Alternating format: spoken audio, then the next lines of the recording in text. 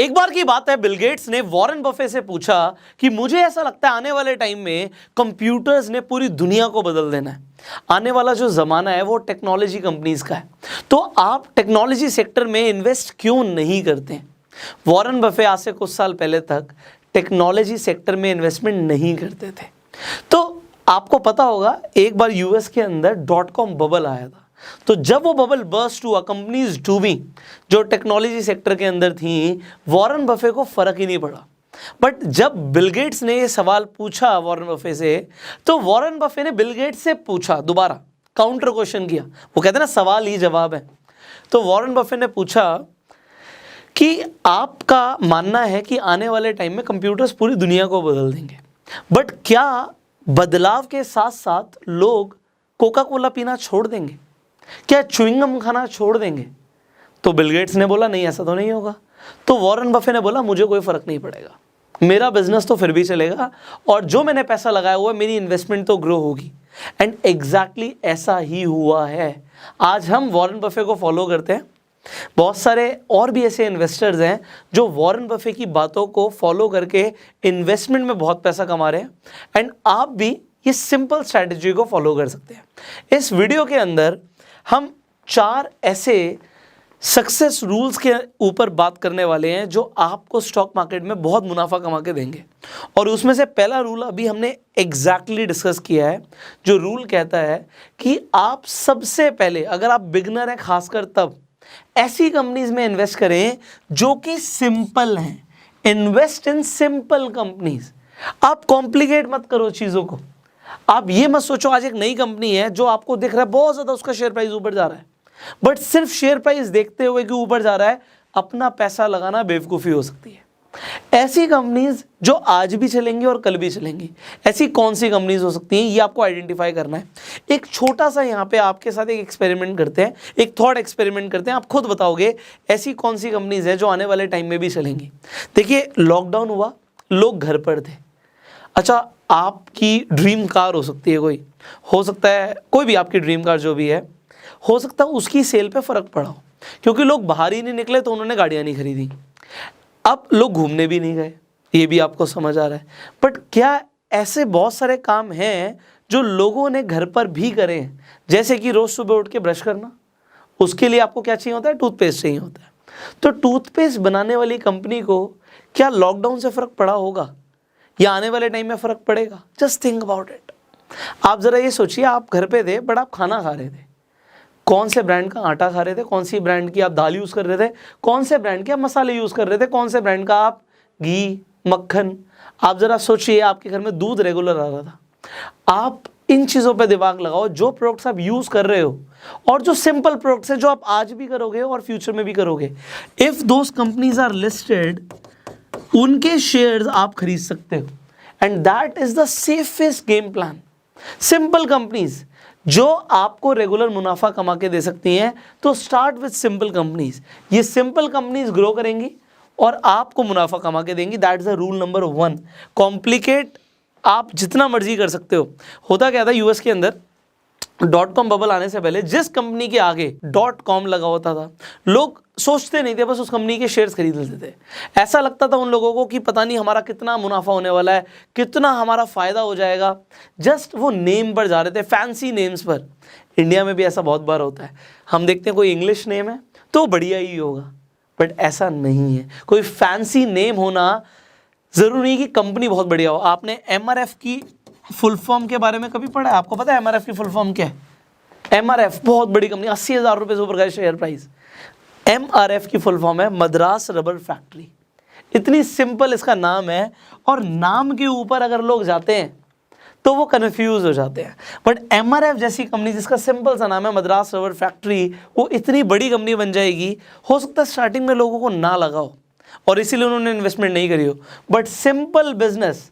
लोग गाड़ी चलाएंगे और गाड़ी में टायर बार बार लगेगा, गाड़ी एक बार खरीदेंगे, टायर बार बार खरीदेंगे, MRF ऊपर बढ़ गई। किसी ने वो हर्षद मेहता की जो वेब सीरीज़ आई उसमें देखा होगा, वो लिफ्ट में जा रहा होता है, लिफ्ट मैन जो होता है वो पूछता है कि कहाँ पैसा लगाऊं, तो गाड़ी से पहले टायर में पैसे लगाओ। मैं नहीं आपको स्टॉक रिकमेंडेशन दे रहा हूँ, बट मैं आपको बता रहा हूँ कि सिंपल कंपनीज ने बहुत मुनाफा दिया लोगों को। सिमिलरली अब सेकंड पॉइंट यहाँ पर बहुत इंपॉर्टेंट है, हम डिविडेंड्स के बारे में पढ़ते हैं और बहुत अट्रैक्ट हो जाते हैं कि हम भैया कंपनीज के शेयर्स खरीद लेंगे।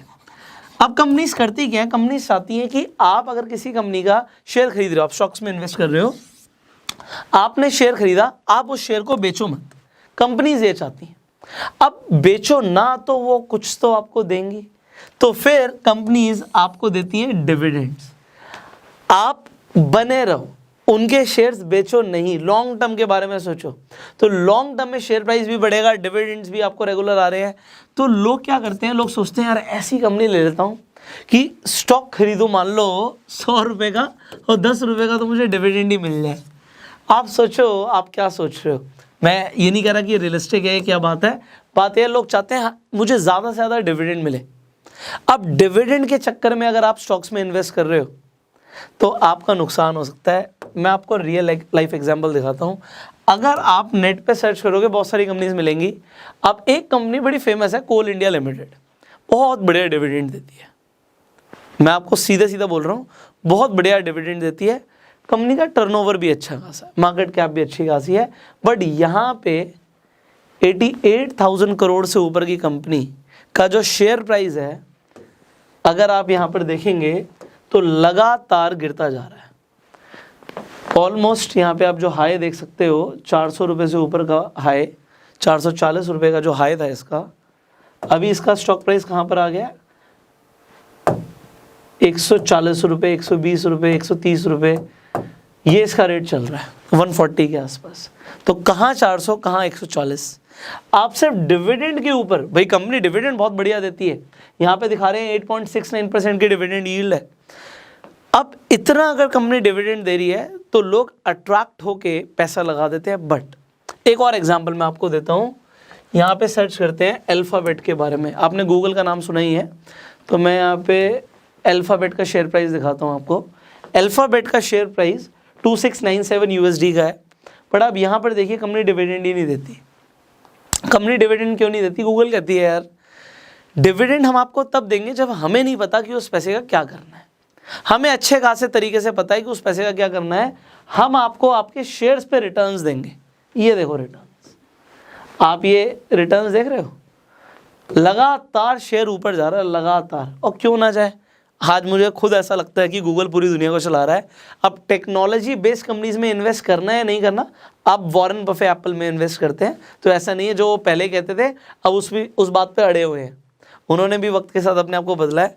तो ऐसा नहीं है कि आप टेक्नोलॉजी बेस्ड कंपनीज में इन्वेस्ट ना करें। मैं कह रहा हूँ कि पहले सिंपल कंपनीज में इन्वेस्ट करें जिन्हें आप समझते हैं कि आपका कैपिटल सेफ रहे।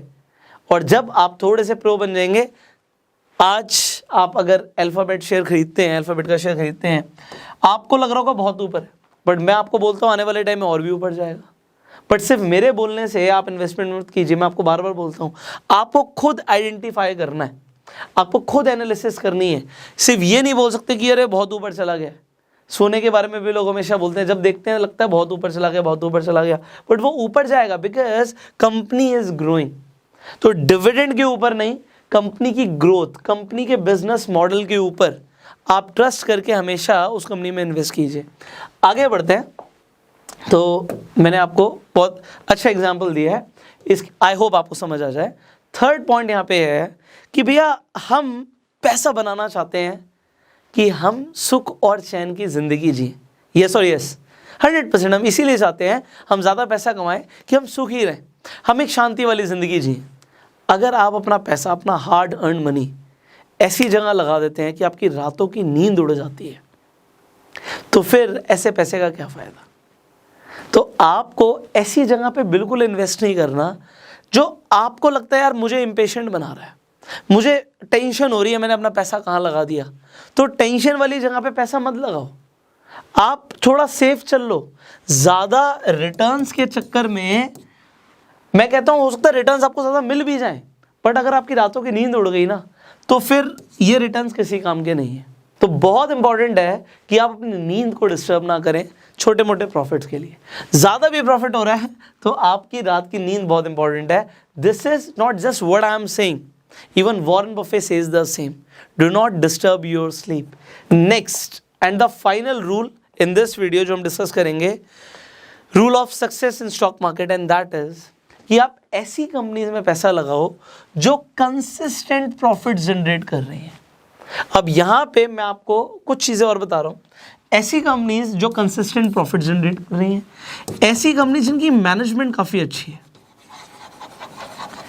और ऐसी कंपनीज जिनका ब्रांड स्टैब्लिश हो गया मार्केट में। ये कंपनीज आपको लॉन्ग टर्म में बहुत मुनाफा देंगी। एग्जाम्पल दे रहा हूं मैं आपको, स्टॉक रिकमेंडेशन नहीं है, अपना दिमाग लगा के हमेशा इन्वेस्टमेंट कीजिए।